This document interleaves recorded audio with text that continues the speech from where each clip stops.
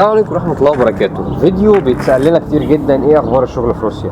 يا ترى هو عامل ايه وايه الدنيا؟ الناس بتشتغل ايه هنا؟ في فرصة انك تشتغل تدرس في نفس الوقت؟ طبعا انتوا عارفين ان احنا ما بنحبش نجيب كلام من بره ونجيب كلام من النت ولا فيديوهات ناس، احنا بنجيب تجارب شخصية مع ناس فعليين عشان تاخد الكلام من الشخص نفسه، عشان تعيش تجربة بالكامل. كان معانا نور قبل كده وهنشوف النور النهارده ان شاء الله معانا، هيحكي لنا تفاصيل الشغل اللي هو بيشتغله وهو ازاي موفق ما بين الطب وما بين الشغل. فيلا بينا. اهلا وسهلا. ازيك يا عماد؟ عامل ايه؟ الاخبار؟ انا زي الفل والله. ازيكم عاملين ايه؟ احكي لنا بقى كده ايه يعني، بسم الله ما شاء الله انت في طب واحنا كنا عملنا حلقه طب قبل كده، كنا هنتكلم على موضوع الشغل، حابين نعرف منك كده بتشتغل ايه، كام ساعه، بكام الدنيا كده يعني. والله يا حبيب قلبي انا حاليا شغال في سمكات وشغال فيها تقريبا من شهر او يمكن شهر وشويه، تقريبا حوالي شهر و10 ايام. سمكات دي اولا شركه عشان تبقى انت عارفها، يعني شركه توصيل طلبات، بناخد طلبات مثلا حاجات من الماركت زي اللي موجوده في الماركت بالظبط، لكن هو مش ماركت، هو بس شغال دليفري، فبناخد الاوردرات دي من مكان معين وبنوديها للناس في البيوت بتاعتهم. حلو قوي. بنشتغل بقى على عجله، بيكون لنا شنطه معينه كده برضو ممكن صورتها تظهر دلوقتي، بيكون معانا عجله بنودي برضو الاوردرات من المكان ده للبيوت بتاعت الناس. حلو قوي. بس ده كده يعتبر طبيعه الشغل يعني. دي طبيعه الشغل، بتاخد حاجات سواء كان اكل مثلا من مطاعم او لا مش اكل من مطاعم، حاجات كلها منتجات بيت، يعني مثلا رز وزيت وحاجات زي كده، فاهم؟ او اكلات جاهزه مثلا زي طبق مكرونه جاهز، طبق فراخ جاهز، الكلام ده، حاجات معلبه جاهزه. بالظبط. مفيهاش لعب، بتشيلها مغلفه بتوديها البيوت وخلاص. بالظبط. وبرده حاجه برده بوينت برده ممكن ناس كتير تركز عليها، حته مثلا المكان عندنا ما بيبقاش الكحول خالص، ما بنشيلش اي الكحول ونوديه لاي حد. وبرده نفس الموضوع السجاير، برده ما فيش اي سجاير بننقلها من مكان لمكان. يعني الحاجه اللي ممكن يبقى فيها شويه حرمانيه او الدين ما يكونش يسمح بيها، الكحوليات والسجاير دي مش موجوده بالظبط. فانت يعتبر شغلك ما فيهوش اي حاجه، ما فيهوش اي حرمانيه بس. جميل جدا الحمد لله.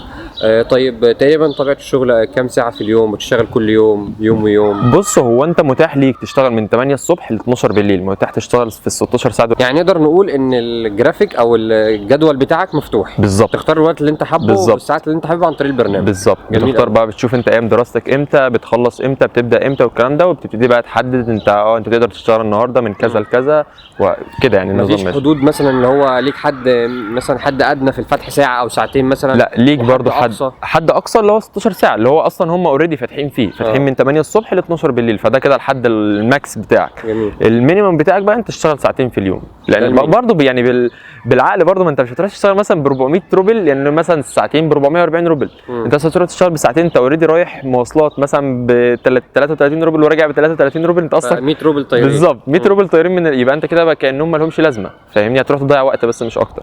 حلو. طيب بالنسبه للعجله هم بيوفروها لك ولا انت اللي بتوفرها؟ العجله هم المفروض بيوفروها لك، لو انت مثلا المكان اللي انت شغال فيه ما وفرلكش عجله، بتكلم الشركه اللي انت نازل تبعها او سمكات نفسهم، بيأجروا لك عجله من مكان تبعهم، يعني بيكون مثلا ايجارها في الاسبوع تقريبا 600 روبل. انت اللي بتدفعه؟ بالظبط، انت بتدفع 600 روبل دول من مرتبك. جميل جدا. فانت برضو انت ليك استفاده برضو من العجله، يعني انت بس الفكره مش في ان انت تشتغل فيها في المكان بس، لا انت ممكن مثلا لو انت مثلا بتحب تشتغل في نهايه اليوم مثلا لحد الساعه 12، فانت مش هتلاقي مواصلات طبيعي، فبدل ما تركب تاكسي مثلا ب 100 وكذا ولا ب 200 وكذا، فانت بتروح بالعجله. دي حاجه الثانيه، العجله معاك طول الوقت، ممكن تروح بيها اي مشوار، بتروح بيها الجامعه براحتك، العجله يعتبر ملكك. جميل جدا. فاهمني؟ فهي بتوفر يعني 600 روبل لكن بتوفر عليك حاجات. طيب في وسيله ثانيه ممكن تتحرك بيها غير العجله مثلا؟ بص، هو لما تيجي تفتح الابلكيشن هتلاقي برضو في كذا اوبشن، انت لما تيجي تفتح السمنه بتاعتك اللي هو الورديه بتاعتك تقدر تتحرك يعني تقدر تختار حاجات تانية، بس هم حاليا شغالين بالعجل بس. يعني انت لو معاك عربيه وعايز تشتغل هناك مش هيوفروا لك ده، هيبقى بالنسبه لك زي اللي شغال بعجله. بتحاسب بالعجله قصدي؟ بالظبط، انت زيك اشتغلت ماشي، اشتغلت بالعربيه، اشتغلت بالطياره، انت بتتحاسب بنفس الفلوس بتاعت بنفس ثمن الساعه. يعني هي الساعه سعرها ثابت ولا بتتغير ولا ايه؟ بتتغير على حسب المدينه، وبتتغير على حسب برضو الفصل اللي انت شغال فيه. يعني مثلا في الصيف حاليا ب 235، وقت ما بيكون في ب 220، وقت ما بيكون في مطر بتكون ب 235. يعني هم بيراعوا انت تمشي في مطر بيعلوا سعر الساعه بالظبط، يخلوا الساعه ب 235، هم 15 روبل زياده بس. يعني انت مثلا شغال لو شغال وقت كتير فبتفرق معاك. دي الحاجه الثانيه، وانت في الشتاء برضو سعر تاني، في الشتاء ب 260 اعتقد. كان صاحبي قال لي ان هو كان اشتغل في الشتاء، فقال لي ان هي كانت ب 260. فاهمني جدا؟ يعني هم بيقدروا موضوع الوقت. طبعا بالظبط، والدنيا سهله بالظبط. طيب بالنسبه للتعامل هناك معاهم، ومعلش كمان لو الدنيا حر، يعني لو الشمس حاميه قوي برضه الساعه بتغلى، بتاعت. بتبقى 235 برضه يعني حلو أوي. فاهم، يعني بيراعوك في كل الاوقات بتاعه الشغل. ممكن تقول لنا ازاي بتوفق ما بين الدراسه وما بين الشغل؟ انت طب فصعب قوي بصراحه، والضغط قال ان بتنزل كل يوم، بتنزل اجازات، ايه الدنيا؟ طيب وبالنسبه للتوفيق بين الدراسه وبين الجامعه، انت اولا انت كده كده عارف المحاضرات اللي عندك وعارف الدنيا عندك ماشيه ازاي، فانت بناء عليها بتحدد عدد الساعات اللي تشتغلها، بتحدد الايام اللي انت تشتغلها. انت كده كده الجدول بيتحط لك من اول السمستر لحد نهايته، فانت عارف والله انت شغال يوم واحد في الشهر، اسف عندك جامعه يوم واحد في الشهر، ما عندكش جامعه يوم اتنين، فانت بقى بتبتدي تحط الايام والاوقات اللي تناسبك بعد جامعتك او قبل جامعتك. لو انت جامعتك اخر اليوم بتبتدي توفق الحاجات دي. فانا مثلا عندي جامعه مثلا وليكن من 8 الصبح ل 2 الظهر، فمثلا بحط مثلا الشيفت بتاعي من اول 6 ل 6 اخر اليوم، بحيث ان انا ارجع من الجامعه واعمل اكل لنفسي واكل والكلام ده، ولو في مثلا حاجه عايز مثلا اعمل نوت لاي حاجه في الجامعه حصلت الكلام ده، فببتدي اظبطها يعني بناء على كده. فانت بناء على المحاضرات بتاعتك وعلى الايام بتاعتك اللي انت شغال فيها بتبتدي تحدد الساعات اللي انت تشتغلها. وطبعا في وقت، والموضوع برضو هو مش سهل، لما مش هكدب واقول لك ان هو سهل، لا هو مش سهل ان انت يبقى عندك جامعه، وخاصه انا قلت برضو في الفيديو بتاع جامعه القرى الطبيه ان الجامعه بتعمل عليك لود جامد، فانت بتحاول تظبط اوقات جامعتك مع اوقات الشغل، بحيث ان انت برضو ما تاثرش في الجامعه، وفي نفس الوقت ما تبقاش شغال كتير فتتعب اكتر فتاثر في الجامعه، فاهمني؟ بس هي دي الفكره يعني. هل الشغل ممكن يوفر لك مصاريفك الشخصيه؟ بص هو ده سؤال مهم جدا، اكيد كل الناس هتسال السؤال ده، واكيد احنا ما بننزلش نشتغل علشان خاطر لله وللوطن، يعني اكيد بننزل نشتغل عشان خاطر نوفر فلوس شخصيه، او نوفر فلوس انت عايز تشتري حاجه معينه، هدوم الكلام ده، او حتى ممكن تدفع منها جزء للجامعه. اكيد السؤال ده هيبقى وارد على دماغ اي حد بيتفرج على الفيديو. حلو جدا. فبالنسبه للمصاريف قلت لنا على الاجابه بقى. انت عملت تسوق. بالنسبه للمصاريف الشخصيه، انت تقدر تجيب مصاريفك الشخصيه طبعا، لان انت مثلا انت لو اشتغلت 10 ساعات، ال 10 ساعات دول بالظبط تقريبا هيبقوا حوالي 2200 روبل. انت مثلا ممكن يعني برضو الموضوع المصاريف ده يختلف من شخص للتاني، وده برضو ممكن نعمل له فيديو تاني، او ادهم ممكن يكون عمل له فيديو اصلا. مصاريفك الشخصيه بتعتمد عليك، هل بتاكل بره، هل بتاكل في البيت، الكلام ده. بس لو اشتغلت 10 ساعات ب 2200 روبل، مثلا انت لو اشتغلت لك 10 ساعات دول يعتبر يومين شغل 5 ساعات، 2200 روبل دول ممكن يكفوك وممكن لا. انا واحد من الناس ما بيكفينيش 2200 روبل في الاسبوع، ممكن يكفي واحد تاني. فالشغل يقدر يوفر لك فلوسك الشخصيه 100% لو اشتغلت اقل عدد ساعات ممكن تشتغلها، لكن مصاريف الجامعه ده شيء صعب جدا، وبالاخص لو بتدرس طب، وممكن شويه لو بتدرس هندسه يبقى عندك عدد ساعات اكتر من بتاع الطب، بس لو بتدرس طب نوي انك تجمع فلوس يعني من الشغل تجمع لفلوس الجامعه، لكن لو هندسه اقدر اقول لك تجيب نسبه قليله جدا. يعني برضو حتى لو هندسه نسبه يعني انك تجمع فلوس للجامعه هتبقى بسيطه برضو. يعني ما انت مثلا لو اشتغلت لك 5 ساعات هتجمع الفلوس كلها بمعنى اكيد صح. طبعا انت لو اشتغلت مثلا في الاسبوع 30 ساعه، 30 ساعه دول 6000 وشويه، انت اكيد مش مدمن مخدرات. انت اكيد يعني مش هتصرف في 6000 ولا 7000 في اسبوع، تمام؟ هو برضو الموضوع زي ما حكيت بيختلف من شخص للتاني، بس مش هتصرف 6000، فاهمني؟ فلو مثلا صرفت لك 3000 او 4000 ووفرت 2000 في الاسبوع، يعني ممكن توفر في الشهر 8000. فمثلا لو قلنا 10 شهور يعني 80000 روبل. 80000 روبل دول ممكن يكون لبتاع هندسه، تمام، حوالي مثلا 40% من مصاريفه، او يمكن 35%. ف 35% من مصاريفك او 40% مش قليله خالص، وخاصه من على اهلك برضه. بالظبط، وخاصه انا بقول لك انت تشتغل 6 ايام في الاسبوع 5 ساعات، يعني 5 ساعات دول اصلا انت يا دوب هتروح الشغل يا دوب خلصت، فمش وقت مش كتير. لكن مثلا لو انت مثلا تخصص ادبي برضه عشان نبقى واضحين برضه، لو انت مثلا اشتغلت لك 50 ساعه او 60 ساعه في الاسبوع، فاضمن لك 100% انت تجمع في مصاريف جامعتك اكيد. يعني 50 ساعه ما تشتغلهم هتعمل لك مثلا 11 12000 في الاسبوع، يعني مثلا تعمل لك في الشهر 40 تصرف منهم 20 وتوفر 20، يعني انت في خلال مثلا 4 شهور تكون جبت مصاريف جامعتك. صح، فاهمني؟ بس طبعا الكلام ده مش هيقدر كل الناس. لا اكيد مش كل الناس طبعا، انا بتكلم على بتاع طب عمره ما يقدر يعمل كده، وحتى بتاع هندسه برضه ما يقدرش يعمل المبلغ ده كله يعني. جميل قوي.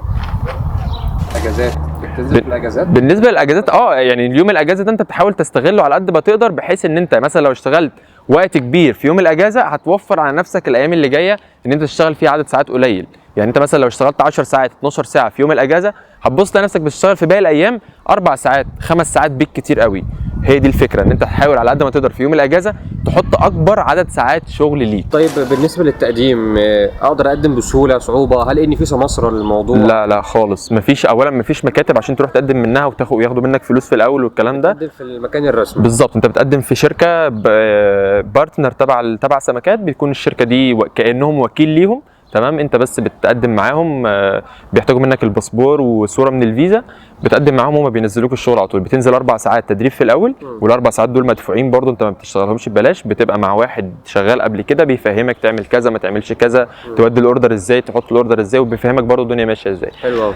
بالنسبه بقى للتقديم هو سهل جدا مش صعب خالص. وفي ناس انا ممكن اساعد اي حد لو حد محتاج يقدم، والموضوع فري خالص، انا مش هستفيد اي حاجه من الموضوع، انا ممكن بس اساعدك في التقديم، وده يعني مني يعني للناس مش اكتر. الله يخليك حبيبي. في ميزان حسناتك كده. طيب احنا كده تقريبا خلاص خلصنا موضوع الشغل. ممكن توجه لنا رساله اخيره لحد جاي روسيا هيدرس طب مثلا وبيفكر على موضوع الشغل وكده، تفيده بما ان انت ما شاء الله في الاثنين مع بعض يعني. بص، لو ادام انت جاي تدرس فانت هدفك او اللي انت جاي عشانه اصلا انت جاي تدرس. حلو. يعني الشغل ده اصلا حاجه، يعني ده هدف مش ثانوي كمان، لا ده يعني اقل من ثانوي كمان. انت هدفك الاساسي هنا ان انت جاي تدرس. جاي تدرس يعني جاي مش جاي تضيع وقت، ولا جاي مثلا تبدي الشغل عن الدراسه. فانت جاي تدرس يبقى تركز في دراستك. لو احتجت فلوس تقدر تنزل تشتغل، لو مش محتاج فلوس ما تنزلش تضيع وقتك ولا تنزل تضيع الهدف اللي انت جاي عشانه. بس دي لو نصيحه انا حابب انصحها لاي حد جاي روسيا. لو انت بقى جاي روسيا مخصوص للشغل، ده ممكن نعمل فيديو عنه تاني اصلا برضو، لان في ناس بتيجي مفكره ان الحياه في روسيا هتقبض هنا $1000. $1000 ايه؟ بالناس بتيجي الناس بتفهمهم فعلا، الناس بتفهمهم ان انت تقبض هنا $3000 و4000. لا مفيش الكلام ده. انت يوم ما تشتغل 60 ساعه في الاسبوع، فاهمني، هتقبض كام؟ هتقبض 15000 روبل، يعني هتقبض في الشهر 60000. 60000 دول لسه انت ما كملتش $1000 في الشهر. انت متخيل؟ انت كمان انت جاي تشتغل، يعني انت ممكن تكون عايش في سكن الجامعه، ممكن تكون عايش بره، فشوف انت مصاريفك مدخن، فاهم يعني مصاريفك قليله كمان، وبتاكل في البيت بالظبط وتاخد مبلغ. فانت هتبص تلاقي نفسك اصلا طالع لك اخر الشهر كام؟ $700-800. ما يستاهلوش اصلا ان انت تتغرب هنا.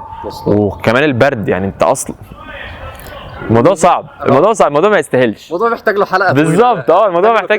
الموضوع محتاج يوم تاني خالص لوحده نقعد نتكلم فيه ونفهم الناس فعلا ان الحياه في روسيا مش احلى حاجه ان انت تيجي فعلا تغرب نفسك. عايز تغرب نفسك عشان تشتغل، غرب نفسك في الخليج. الخليج افضل مكان تشتغل فيه كغربه. لكن روسيا لا، روسيا مش احلى حاجه. انت هتيجي هنا تتعب في البرد، اللي هتشتغل بيه اصلا هتصرفه على نفسك من البرد.